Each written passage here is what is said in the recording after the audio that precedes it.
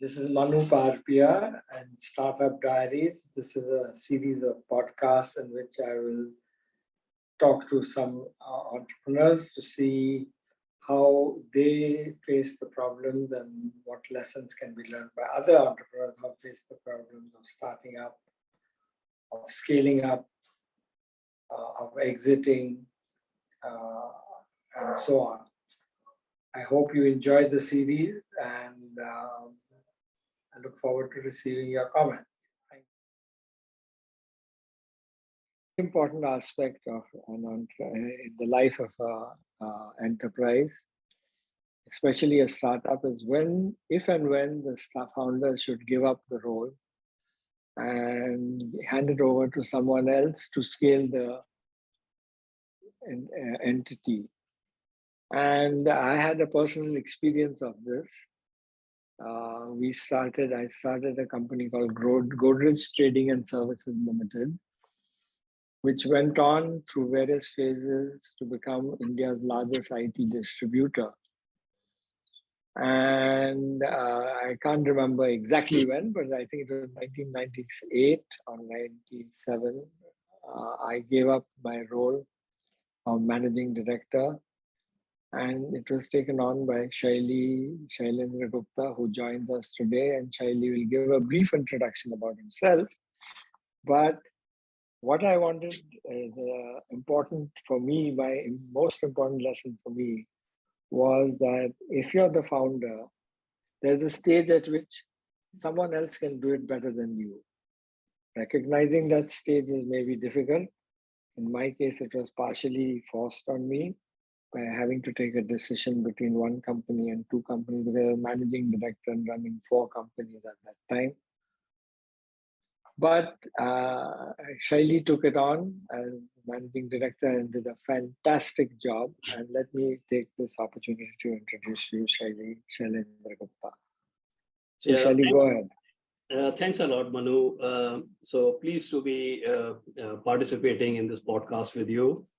Very briefly, started with Godrej Group in good old days, 80s, after doing my management from IIM Calcutta, and had the privilege and opportunity to work with you as my first boss.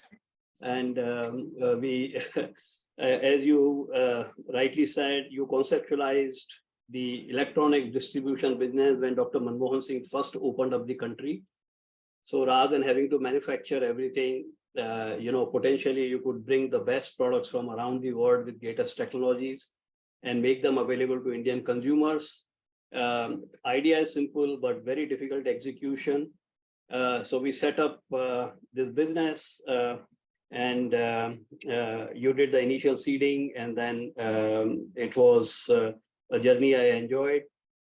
Basically, we formed that into a joint venture of Godrej Pacific with the company called as Tech Pacific Group, which was the largest in technology distribution in Asia Pacific at that time. I took over as the managing director after your tenure and was privileged to become the group CEO of Tech Pacific Group by 2001. And then we grew the group to a reasonably good size and sold it to Ingram Micro through CVC Capital Partners in 2004. 15 years of my career ending 2018. The last 15 years, I was EVP and president for Ingram Micro Asia Pacific and looking after some global business units. So it was actually a great journey in this business. As you rightly said, we started from the scratch, from the first crore rupees of revenue.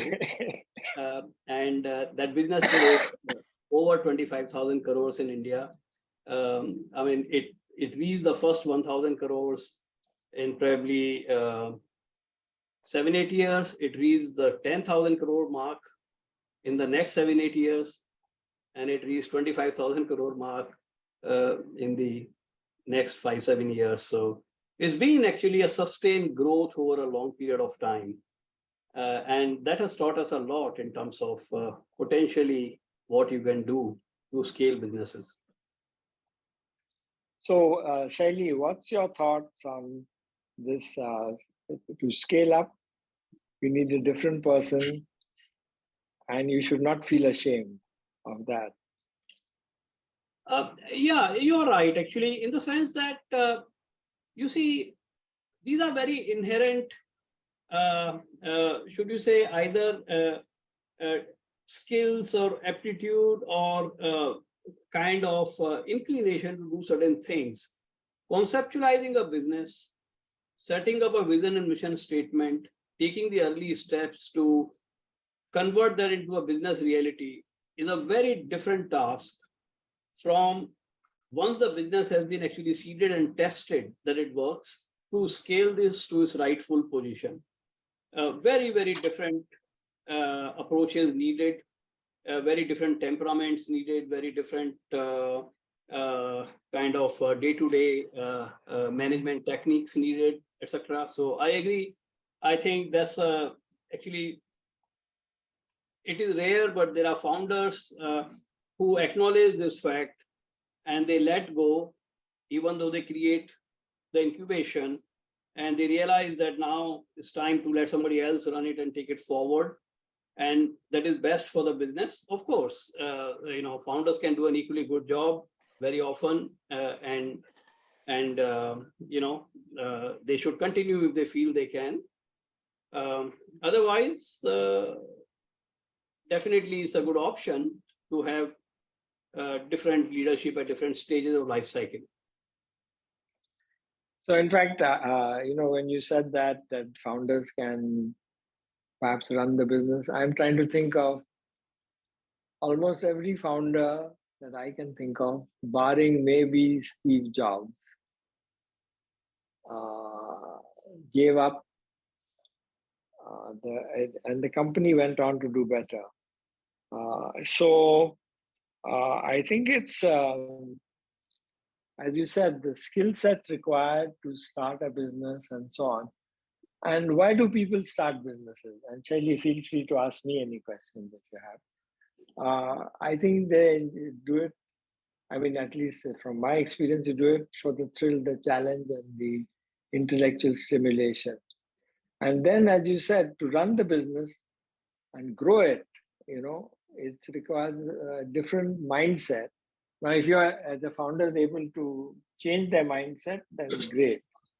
But very few founders, including myself, can change their mindset.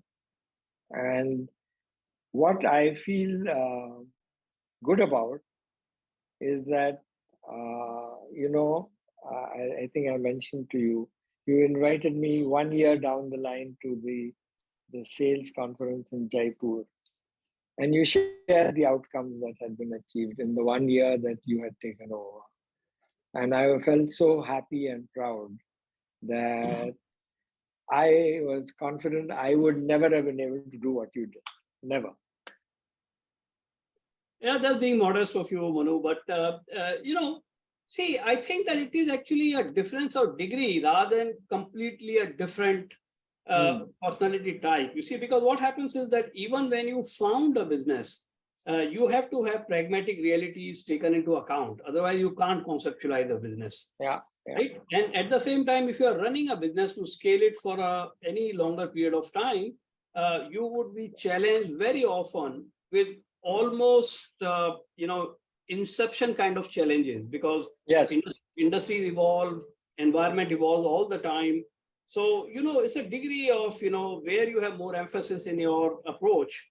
So I think it is not either this type or that type. It's kind of the emphasis, which is probably different emphasis required at different stages in terms of how you address a business. And now, Shaili, as you starting up a new business, Shaili, after retirement, is starting a new business. So now we can turn the tables on him and ask him when is he going to give up as a founder. Absolutely. And, I have actually already done that. Last 3-4 years, we actually conceptualized a cloud-based virtual distribution ecosystem, which basically addresses a number of difficulties and challenges you have in the legacy distribution business models. And we believe that the transparency, the real-time sharing of information, the omni connectivity, and basically automation of processes and workflows across different tiers of a distribution pipe will materially reduce the cost, improve the effectiveness, provide the data ownership to all stakeholders. And that was not possible in the old structure, the legacy structure, which is still running predominantly in all industries, where, and maybe it's a debate for some other time or discussion, but essentially what happens is that the manufacturer, the distributors, the resellers, they are all different organizations, and each one of them optimizes for themselves, but nobody optimizes the pipe end to end. So if you create a single pipe on a platform, then you optimize the whole thing end to end, which is what we have done. And by the way, after seeding it for 3-4 years, we just hired a CEO, Manu, who will take this forward, because, as you rightly said, you see, the times move on. The skill set I had for execution 25 years ago is partly relevant, but you need a new set of skills now, right? Which, if you did not, either you acquire it or you stay out of the way and let somebody else run it, right? So we recognize that, we are not as well connected in the digital world, social media, the way you approach your customers, a lot of things have changed. So best is that you have some people who are more familiar with the space. So Shaili, you're saying, so you became a founder, and you have now one of the lessons from the lessons learned, you handed over to a CEO. So that's really fabulous. Very quickly we realized that we were coming in the way of growth.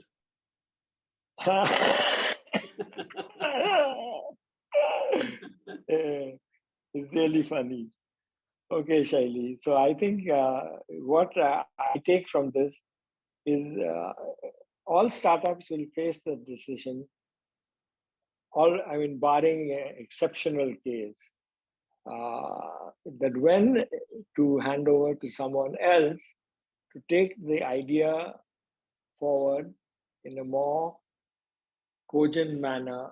And Shaili didn't go on to say, but he ran a business, I think, of $5 billion or something like that in the end.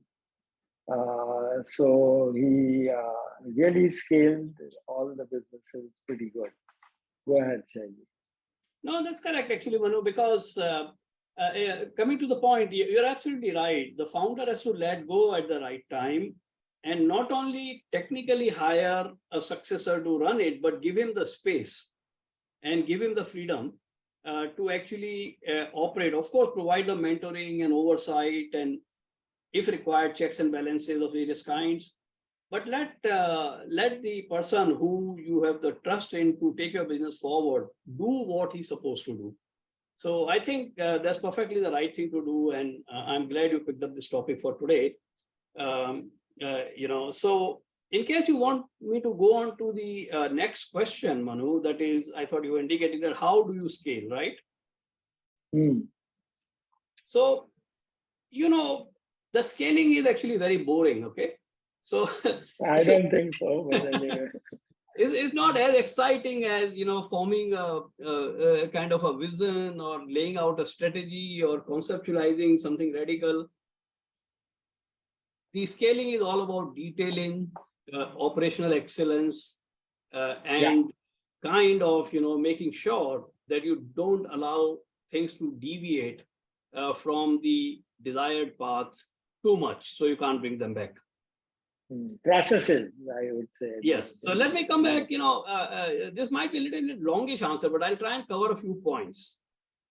Right? In terms of what potentially somebody trying to scale the business or founders directing their leadership to scale the business should keep in mind. Again, I said a bit boring, right? Because all a matter of detail. So first of all, they must actually thoroughly examine their business model and see, does it have a fundamental problem in the business model? If you have a problem, fix it first before you scale. Otherwise, you'll be scaling the problem in the same proportion. And then into mess. And one day it will come back and stop your growth, right? For example, you may be selling products at a great margin, but if you're not collecting money on time, it's a problem. You will scale it. Or you're shipping products from your warehouse and 0.1% never reach the customer and you don't know where they went, it's a problem. You can't scale it. And these are real problems that almost every business faces that I have seen. In my career, I've done more than 30 acquisitions. And at one point looked after $20 billion business in 15 to 16 countries. Everywhere you have these problems. So if you don't fix them early, you'll be fixing them in a very costly manner, and you'll have to stop your business to fix them. So make sure you don't have a fundamental problem in the business model, number one. Number two, you got to really harmonize your organization, your operating processes, and your information systems. They should be totally harmonized in such a way that you actually incorporate the routine checks and balances in a systematic manner. When you scale the business, you don't want management team handling exceptions 24/7. If your systems and processes and org structure is not aligned, you can never scale. Okay, that would mean either you require geniuses who are not available, or you require an army of people who you can't afford, and you will not be able to scale. So make sure you do that part very early. Thirdly, build the right kind of management dashboards, right? You must have all the nerves of the business in front of you on the pretty much on real-time basis. But even if you don't have real time, make sure you have it day end, weekend, month end, whatever is the data. But essentially, build the management dashboards and create a discipline of a review cadence on those dashboards. Every organization has got dashboard, but they rarely review them. So, have few, but review them religiously and make sure that the management team is sitting down with you and keeping an eye all on the important parameters of the business. Very important.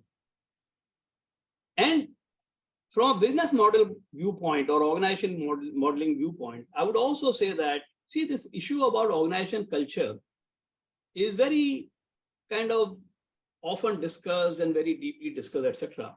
All I would say about that is that the leaders should delegate and empower, and basically they should keep their checks and balances in place, but try and create a very apolitical, meritocratic organization. Make sure that people, the senior executives, are rotated across functions so they have an appreciation of what the counterpart is doing to make the business work. Very often, this departmental issues and, that really kills the organization climate. So you need to make sure people appreciate that. Have regular management meetings where everyone is allowed to speak on every topic. So if a manufacturing guy speaks on why the marketing is not happening or sales is not happening, he's welcome to speak. It's very important. One is that creates a huge team feeling in them. Number two, it makes them appreciate each other's opportunities and challenges. And number three, they know that if they perform well, they will be rewarded, they will succeed, and there is no other agenda in the organization. And these things, in a nutshell, from a business model viewpoint and organization model viewpoint, very important, right? So any queries you have on this, Manu, before I go to the financial aspect of it? How do you scale? Well, I think we'll run out of time, but go ahead quickly. I really like I will just say that I really like and it resonates with me, the need to align everything, organization structure, information system, business processes. And it's tough to do. And the need for a dashboard is absolutely essential, providing it's reviewed. And the data for the dashboard comes from the system as against coming from somebody's Excel sheet. Yes. So, the moment you are getting data on an Excel sheet, you are in trouble. Yeah, that's correct. Your data has to be credible and reliable. Now, very quickly, I'll take a couple of minutes because this is very important, right? So that was the business modeling aspect, culture, and so on, right? Financial modeling of the business is very important for everybody to understand. Without that, businesses don't last and they don't scale. First of all, every member of the team must understand how we make money, in this business, right? You should identify the risk areas that are inherent to your industry and to your business model. Define financial parameters to measure that risk at all the time and check and control that risk. Very important. For example, if your business has fast obsoleting inventory, you make sure you're tracking inventory aging, right? If you are making, if the productivity decides your success, make sure you're measuring productivity. Whatever it is, the risk inherent in your business, define that, measure it, and keep a hawk's eye on that, right? Analyze complete P&L, balance sheet, and cash flow at least once a quarter in detail. Make sure that your senior managers understand basic financial ratios and how they impact the business, right? And particularly be very, very careful about any balance sheet account going in one direction all the time. There's always a story. Numbers tell you a lot. There's always a business story behind a balance sheet number. Cash flows, right? Cash flow is very important. Most businesses get killed because of cash flow, not because of the profitability. If you scale the business and every 3 months you go to your shareholder and say, I need more money, you're not going to get it. Even if you're scaling the business, nobody has got endless pots of money to finance your growth. You need to create a business model that generates funds to sustain large part of your own growth. Very important. How do you do that? Is by way of making sure that you have positive leverages coming from your growth. This is very fundamental to the business growth. Positive leverages. When you sell more, your operating income percentage should be higher. Your ROCE percentage should be higher. Your productivity should be higher. Not in absolute numbers, in percentage terms. That means that every time you're growing, you're getting a positive leverage out of your business, right? If you keep getting that, nobody can touch you, right? So so financial modeling and business modeling, you take care of them, business generally takes care of themselves, right? And finally, I would say that there's a lot of obsession with competition. Many CEOs have this, right? They're kind of, oh, my competition is doing this, I should do that. I'm saying that keep an eye on the competition, but don't worry about what they do. You worry about your customer. Okay? Talk to your customer, make sure they're happy, understand what they are saying. So take care of your customer and watch the environment, not the competition, the environment. What's emerging as an opportunity and threat to your business, right? And take care of your employees. If you do that, you don't need to worry about competition. Competition worries about you. So I think these are the fundamentals, Manu. I mean, I try to summarize that. It worked with me always over a period of 25 years. We actually bought a lot of sick businesses. We turned them around and we put them on the same growth path. So I think these are kind of what I said in last 10, 15 minutes is, I know it's quite difficult to do. And it might sound like motherhood statements in some form, but actually they are doable. Yeah. And Shaili, that I think clearly shows, at least to me, I mean, I completely resonate with your thoughts on the financial and the business model. But as a starter, as a founder of various companies, I realized that, and I think it is a difference in the mindset and approach. So when you first start, sometimes you don't get into all this, because otherwise you feel that you can't start only because there are too many things. So you start and then do it. But doing it at the right time is very important, as you said. So what you talked about in operational excellence, I would be reluctant to take on as a founder because I wouldn't be enthused about doing it. Yeah, businesses but, there's nothing wrong in that, and that's my message to other founders of companies and so on, and especially at an early stage. that there's nothing wrong in not being interested in that, but not doing it is a sin. So if you can't do it or you don't feel like doing it, then you need to find someone to do it. Yeah. And also, you rightly said there's a stage of the life cycle of a business when these things are more relevant.